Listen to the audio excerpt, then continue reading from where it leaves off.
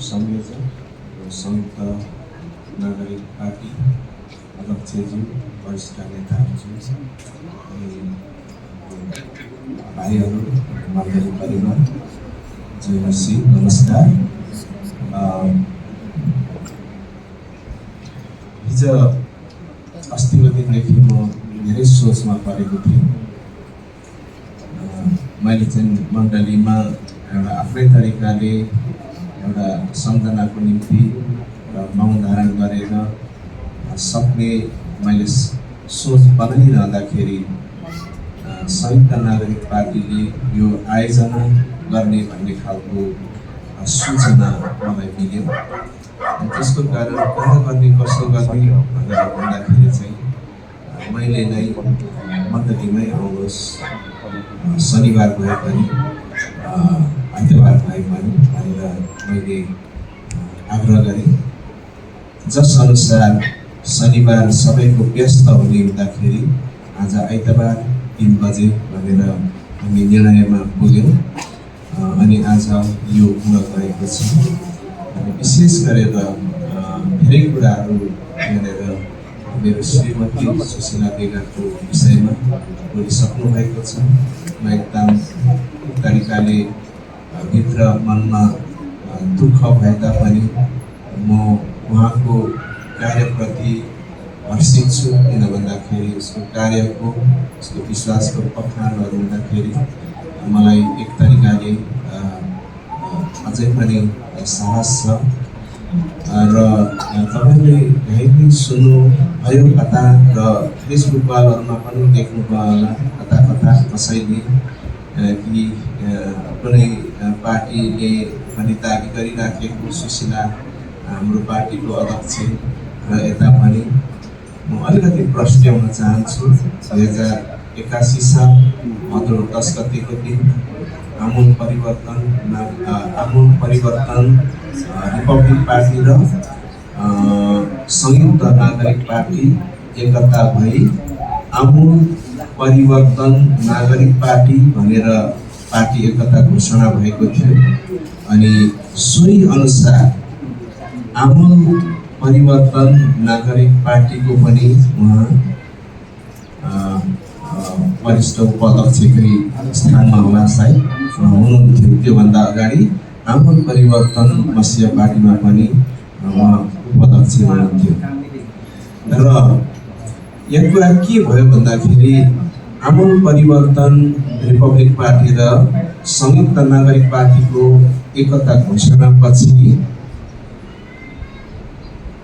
बीचमा पार्टीलाई वैधानिकता दिने समयावधि पुगिन्जेल समयमा फेरि पनि आमूल परिवर्तन मसिया पार्टीका साथीहरू वापस फर्के। मैले धेरै रिक्वेस्ट गरेँ, म सल्लाहकारको हैसियतले मैले यति धेरै उहाँहरूलाई विन्ती गरेँ, यसो हुन नदिनुहोस्। क्रिस्चियन समुदाय जसलाई यस नेपालमा राम्रो दृष्टिकोणले हेरिएको छैन, यो राम्रो हुँदैन। किनभने यो एकताको जुन एउटा घोषणा गएको छ यसले राम्रो एउटा सूचना गएको छ हाम्रो नेपालभरि क्रिस्चियन समुदायमा। अब क्रिस्चियन समुदायमा केही हुन्छ है भनेर सबैले आशा गरिरहेका छन् भनेर मैले भने। मैले लगभग 2-3 पटक एक शब्द पनि फर्काउनु भएन। अनि पछिबाट के भयो भन्दाखेरि अब संयुक्त नागरिक पार्टीको दर्ता थिएन। अनि त्यसलाई दर्ता बनाएपछि अब छोडेर नजाने उसमा म चाहिँ रहेँ। उहाँ नरहनु भए पनि जसको कारणले गर्दाखेरि म यता संयुक्त नागरिक पार्टीमा पनि एउटा सल्लाहकारको रूपमा मलाई राखिएको छ। म जहीँ गए पनि सल्लाह दिने नै हो र यो सोही सल्लाह अनुसार कामहरू राम्ररी भएको छ। संयुक्त नागरिक पार्टीका सबै नेताहरू मसँग सँगसँगै खडा छन् हैन। अनि जसको कारणले गर्दाखेरि म अहिले यहाँनिर एउटा सल्लाहकारको रूपमा छु। म एउटा मण्डलीको सेवक भएर पनि म एउटा सल्लाहकारको रूपमा छु। किन भन्दाखेरि मलाई पनि देशको चिन्ता छ, मलाई पनि धार्मिक समुदायको चिन्ता छ। अनि मेरो श्रीमती र मैले के सोचेका थियौँ भन्दाखेरि हामीले मण्डलीलाई पनि बनाउनु पर्छ, हामीले समाजलाई पनि बनाउनु पर्छ सामाजिक सेवा मार्फत, र देशलाई पनि बनाउनु पर्छ हैन पार्टी मार्फत।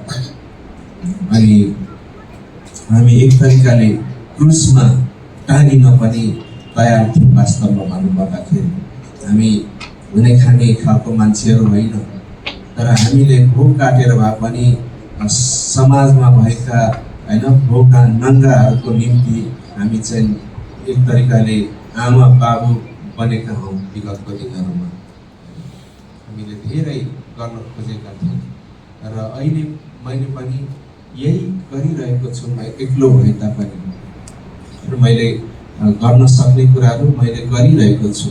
म उहाँहरू जस्तो तरिका हिँडेर यताउता गएर देखाउन सक्दिनँ, तर म व्यावहारिक रूपमा मैले गर्न सक्ने क्षेत्रबाट मैले गरिबको निम्ति, समाजको निम्ति, मण्डलीको निम्ति, देशको निम्ति मैले योगदान गरिरहेको छु जस्तो मलाई लाग्छ। र जुन कुराहरूको आज बखान भएको छ, हामीले पक्कै भए पनि कसैले छोडेको एउटा पाइलाको छापमा हामी हिँड्नुपर्छ, किन भन्दाखेरि जुन एउटा सत्य पनि छ। त्यसले गर्दाखेरि आज यो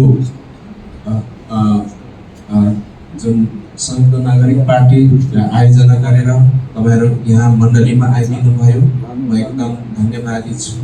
म सबै तपाईहरुको साथमा छु, प्रार्थना गरिदिनेछु र मण्डलीले पनि तपाईहरुको निम्ति प्रार्थना गरिदिनेछ। किन भन्दाखेरि देश बनाउनेहरूलाई हामीले प्रार्थना गर्नुपर्छ।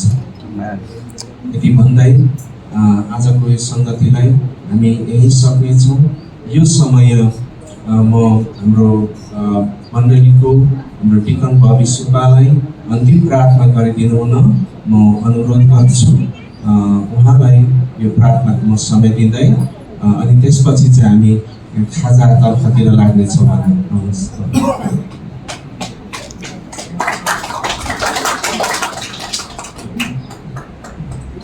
धन्यवाद।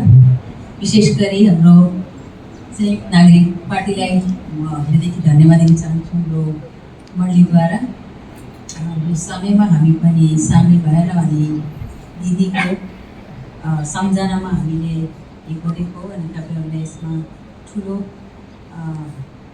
भाग गर्नुभएको छ। त्यसको लागि धन्यवाद। यहाँ उपस्थित सबैजनाले। हुन्छ, म प्रार्थना गर्नेछु।